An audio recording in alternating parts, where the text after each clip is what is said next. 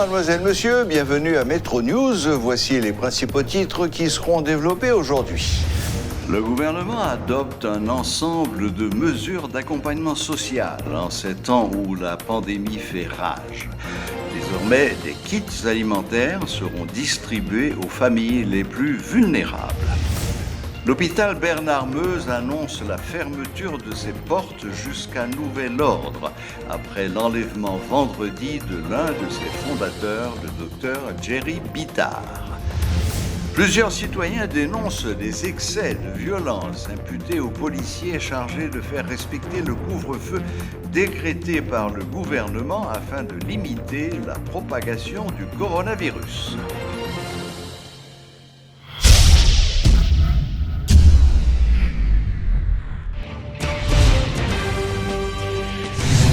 Le Premier ministre Joseph Joute vient d'adresser une circulaire à tous les ministres prévoyant des mesures d'accompagnement en faveur de la population. Selon ce document, les fonctionnaires, qui vont désormais travailler par rotation, recevront de manière anticipée 1 mois de salaire, alors que les ouvriers du textile vont toucher la moitié de leur salaire mensuel. Enfin, des rations vont être distribuées aux parents dont les enfants bénéficient du programme de cantine scolaire. La ministre des Affaires sociales et du Travail, Nicole Yolette-Altidore, a procédé ce vendredi 27 mars au lancement d'une opération de distribution de kits alimentaires sur l'ensemble du territoire. Il s'agit d'un programme qui s'inscrit dans le cadre du plan d'accompagnement social mis en place par le gouvernement suite à l'urgence sanitaire décrétée en raison de la propagation du coronavirus. Le Fonds d'assistance économique et sociale, FAES, est chargé d'exécuter ce programme.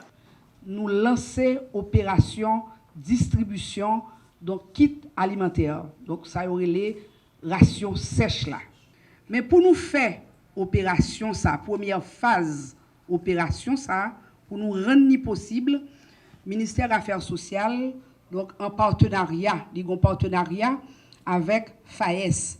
Fois ça encore, c'est FAES qui va opérer pour ministère des Affaires sociales dans distribution et kit ration sèche ça.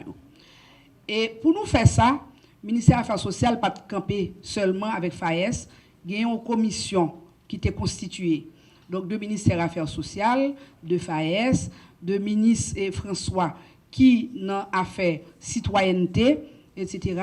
Donc nous avons plusieurs délégués, par exemple départemental de l'Ouest là tout, qui étaient là, plus d'autres et représentants dans l'État, donc qui étaient chita pour nous définir une stratégie de distribution. Ce qui fait très bien, donc je dis, nous avons une stratégie ça qui déjà est prêt.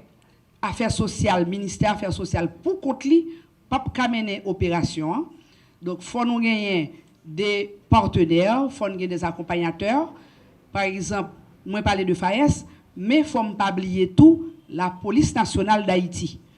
Parce que c'est la police nationale d'Haïti qui va accompagner et pour convoi cap gagné pour desservir zone métropolitaine et cap gagné tout pour aller dans tout département yo, moins bien dit dans zone qui pi extrême qui pi vulnérable yo, côté que pour y aller toucher moun n'a commencé par moun qui n'a plus vraiment des besoin tant que moun par exemple une femme enceinte, une femme qui a petit tété, un grand monde qui pas capable de déplacer, qui pas capable de chercher la vie. Yon moun qui a mobilité réduite, ça nous les personnes handicapées. Donc, moun sa yo, c'est public cible qui prioritaire. C'est yo même n'a servi en premier et au fur et à mesure pour nous arriver donc sous moun peut-être qui gagne plus force, qui gagne plus énergie, qui est capable de marcher, qui est capable de chercher yon la vie meilleure. Des agents de la police nationale munis de fouets sont présents dans les rues de la capitale pour forcer les récalcitrants à respecter le mot d'ordre de couvre-feu lancé par le pouvoir en place. Si certains estiment que cette mesure consiste à réduire la propagation du coronavirus, des petits commerçants, des chauffeurs de taxi, de leur côté, estiment que cette décision, qui durera au moins un mois, représente un manque à gagner pour eux. Lors d'une visite de métropole dans les rues, des citoyens interrogés affirment que cette disposition gouvernementale peut limiter les dégâts, mais déplorent toutefois la méthode utilisée pour son application. Suivez ce reportage de Rudolf Pierre-Louis. Il est 8 heures du soir et c'est le couvre-feu sur tout le territoire national. Cette mesure gouvernementale a suscité de nombreux débats dans la capitale. Nous sommes en train de faire une visite dans plusieurs zones en vue de voir comment est sa mise en application une semaine après.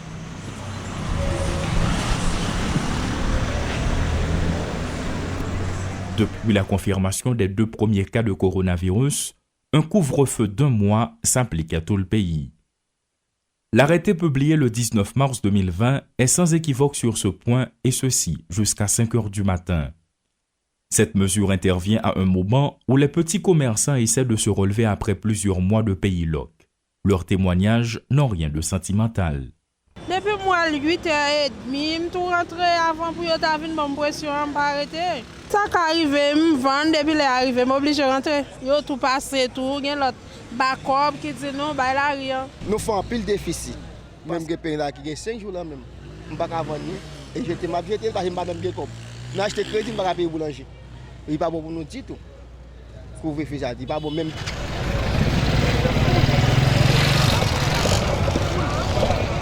Ces chauffeurs de taxi reconnaissent que cette disposition est légitime, mais cela ne les empêche pas d'avoir des besoins impérieux. Couvre-feu, il n'est pas bon pour eux. Parce que les gens ne pas les soirs, c'est les soirs, parfois les gens font tirer vitailler pour acheter des petits bagages. Parfois les gens c'est dans les soirs qu'ils font 10 gouttes en plus. La journée, pas presque gagne la vente. Même nous-mêmes, en tant que nous vivons dans l'arrière, parfois c'est les soirs qu'ils ont des droits pour porter pour la veille. Toujours dans le cadre de notre périple, il est 8h30 à présent. L'affluence dans les rues demeure la même dans les tap-tap, les restaurants et les marchés publics. Des travailleurs sont même encore présents dans certains chantiers. Des citoyens sont également remarqués sur le pas de leur porte.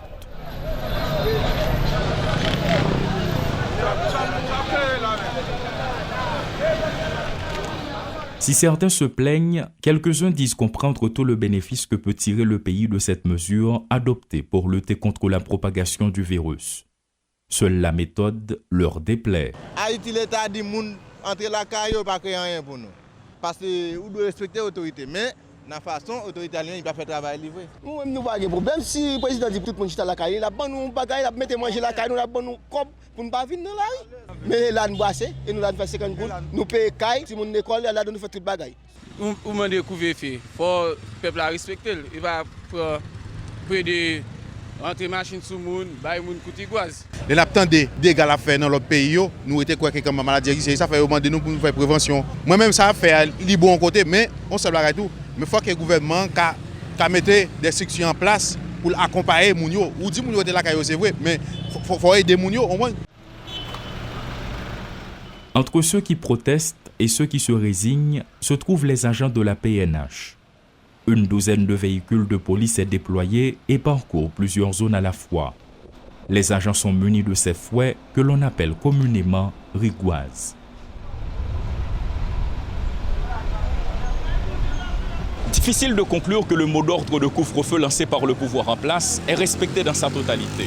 Toutefois, les rues sont quasiment libres à partir de 9h du soir. Dans l'intervalle, des petits commerçants qui ont l'habitude d'écouler leurs produits le soir estiment que cette disposition représente un manque à gagner. D'un autre côté, il y a les forces de l'ordre qui font usage des moyens classiques à leur disposition pour forcer les récalcitrants à se plier. Elissi Diolassin et Rudolf Pierre-Louis, Portée des Métropoles. L'expert en santé publique, Ronald Laroche, appelle les autorités à mettre les tests du coronavirus à la disposition des hôpitaux, affirmant qu'ils font face actuellement à une vague de patients souffrant de problèmes respiratoires. Le docteur Laroche a insisté sur la nécessité d'être pragmatique dans la situation actuelle et de faire face à la maladie avec les méthodes les plus adaptées au pays. Chaque pays a une réponse qui propre à lui-même. Et réponse là dépend de qui population, qui richesse, qui sociologie, qui sont capables de positionner pour capable répondre à défis que les coronavirus là. Il y a des grands pays qui font confinement total, il y a des autres pays qui disent eux-mêmes qu'ils plutôt fait immunité communautaire, il y a des autres pays qui plutôt disent que eux-mêmes ils plutôt concentrés sur des tranches de population que vous pouvez laisser protéger. Donc chaque pays a cherché qui gens pour y faire. Et on doit voir que dans le positionnement ça, la première leçon qu'il faut retenir, c'est que nous-mêmes, Haïti, nous ne sommes pas capables de copier l'autre pays. Nous ne sommes pas capables de singer l'autre pays. Parce que chaque pays a déterminé qui est bon pour eux. Donc, pour moi-même, tout d'abord, la réponse haïtienne doit être une réponse qui répond à la réalité haïtienne. Par exemple, question que nous-mêmes, la PCF fait confinement, on ne pas penser son bagage qui est possible. D'accord, c'est bon bagage qui est possible parce que Jean Mounio a vivre, ils sous l'ordre des habitats extrêmement remplis de monde. Je ne crois pas que soit tête ou menti ou dit qu'on va faire confinement dans les bidonvilles ou bien dans les quartiers périphériques, ou pas à l'aucun côté. Je te mets dit aux États-Unis, je te mets dit en France, côté chaque monde nous pièce caille dans un appartement fermé, mais en Haïti ce n'est pas le cas. Donc ce qui peut être fait dans certains pays, nous ne sommes pas capables de bailler en Haïti. La même chose pour le lavage des mains. Le lavage des mains, sur côté pour gagner de l'eau. En Haïti, vous savez que nous n'avons pas réellement de l'eau, même pour les besoins primaires de l'haïtien. Donc, dire que vous pouvez faire tout pour laver mais tout le temps avec de l'eau, là encore, on va faire fausse route. C'est surtout d'adapter la réponse de notre pays à notre réalité socio-économique et culturelle. Si vous comprenez, on va singer, on va imiter ça l'autre pays a fait, eh bien, qu'on est que bataille là au pédule et dans le préventif et dans le curatif. Je crois que c'est un deuxième message que je vais passer. Le premier étant qu'il faut permettre au peuple de connaître son statut en libérant les tests. C'est ridicule de ne pas avoir les tests. Le deuxième message, c'est qu'au moins le gouvernement peut subventionner les appareils d'oxygène, puisque c'est de fabrication locale. Et nous pouvons rapidement, j'imagine, le gouvernement avoir un deal avec tous ceux qui produisent de l'oxygène pour les mettre gratuitement à la disposition du peuple haïtien dans les hôpitaux publics et privés.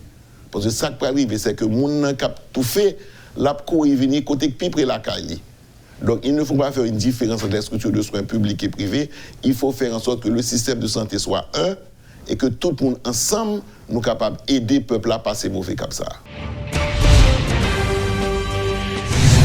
Des syndicats du secteur des transports en commun adoptent de nouvelles mesures afin de limiter la propagation du coronavirus en Haïti.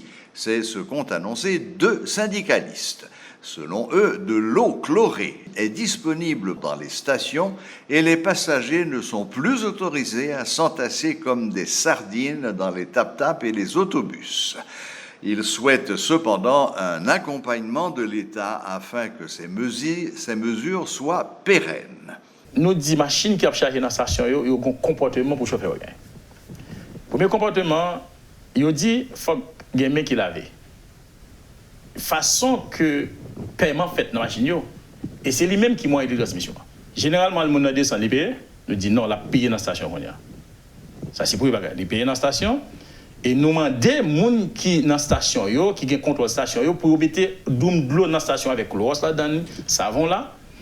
Lorsque le chauffeur fin touche dans tout le monde, laisse ça laver même, laisse ça monter pour la machine. Il y a moins de risques pour lui contacter maladie parce que il mène à laver et même passager autour, qu'à laver mais autour d'ailleurs. Oui. Mais qu'on a volé la machine. Avant même de faire tout ça, gain ça nous est conservé pour diaper pour timon yo waps. Il a ça. Il passe sous volant machine avant, il sortit avec et puis laisse ça faire transaction ça et puis il tourner plus ou moins safe. Ça qui permettre que au moins nous pas propager les maladies davantage. Qu'on a deuxième possibilité c'est réduire mon c'est réduire passager nous des chauffeurs de pour finir charger dans station pas prendre mon dans la rue encore. Que tu es dans syndicat ou pas dans syndicat ça ou ka organiser même lorsque ou pas un syndicat qui a bonne formation. Mais ou non une station d'eau, on peut appliquer mes mesures là. Population, si on ne pas prendre des mesures appropriées, donc nous-mêmes citoyens d'Haïti, pas de monde qui peut prendre le coronavirus. Dans la prévention ou sensibilisation contre le coronavirus, ça me paraît présence de l'État. Ça veut dire nous-mêmes syndicalistes, même les nous intervenir dans la station, pour nous dire, mettez de l'eau, il faut que vous lavez les mains. Mais au moins, l'État a supposé accompagner nous tous. Donc, pour mesures ça arriver directement sur la population. Parce que pas oublier, au premier ministère des Affaires sociales, l'État de travail, des conseils avec les syndicalistes. Jusqu'à présent, dans le cadre de transport, ça, tout ça nous fait là, c'est nous qui faisons, oui. Ça veut dire, arriver dans la station, prendre des mesures, donc, parler avec les chauffeurs, faire sensibilisation, mais affaires sociales, qui sont responsables ça pour que j'aime chita syndicalistes pour dire mon cher mais qui s'en a dû faire mais qui mesures qui nous parle prendre non et pas oublier nous mêmes syndicalistes nous il y a des mesures nous parle prendre là aujourd'hui on a besoin de l'État oui pour accompagner nous donc ça fait me comprendre que devant menaces qui sous donne là aujourd'hui qui c'est coronavirus là donc nous mêmes nous pas présence l'État et nous venons dire population c'est eux mêmes en soi qui pour faire solidarité qui pour respecter mot d'ordre, respecter les principes. Donc, pour au moins, pour nous épargner ou bien pour nous échapper en bas, mais ça nous reposer sur la population. Les responsables de l'hôpital Bernard Meuse ont fermé les portes de l'institution après l'enlèvement de l'un de ses copropriétaires, le docteur Jerry Bittard. Ils ont précisé que l'hôpital recommencera à fonctionner lorsque le docteur Bittard aura été relâché par ses ravisseurs. Les mesures, ça, c'est pas l'administration qui prend personnellement, c'est employés qui décident pour service que y a bail à toute qualité monde que docteur Bittard pas mérité ça. Yo même employé Bernard Meuse décidé camper travail jusqu'à ce que yo joigne docteur Bittard sain et sauf. Donc patient qui était là déjà moi demande s'il vous plaît continuez à faire soin pour nous. Yo d'accord. Yo dit patient qui était là déjà, il a continué à faire soin mais extrême urgence yo pas disponible pour recevoir urgence ni extrême urgence. Nous perdu, me dit une chef nous pas là. OK? Et déjà l'hôpital n'a pas fait mal à aucun monde. Nous pas fait mal à aucun monde, nous avons bail soin. À toute qualité monde qu'on gagne compagnie. Là, mettons en place nous. Pas t'as besoin à l'aise pour t'avoir bail soin. Dans situation comme ça que ou bail soin ou non pays côté que ou bail aide. C'est ça qui a privé. Il y a kidnappé docteur. Surtout, il y a des cas qui sont inscrits aujourd'hui à l'opérer, donc toute bagarre est disponible. Donc, ça affecte tout. Docteur Bittard n'est pas pour t'opérer, parce qu'on a ça l'opération jusqu'à présent. Voilà, la boucle est bouclée. Merci de nous rester fidèles et à la prochaine, même heure, même chaîne.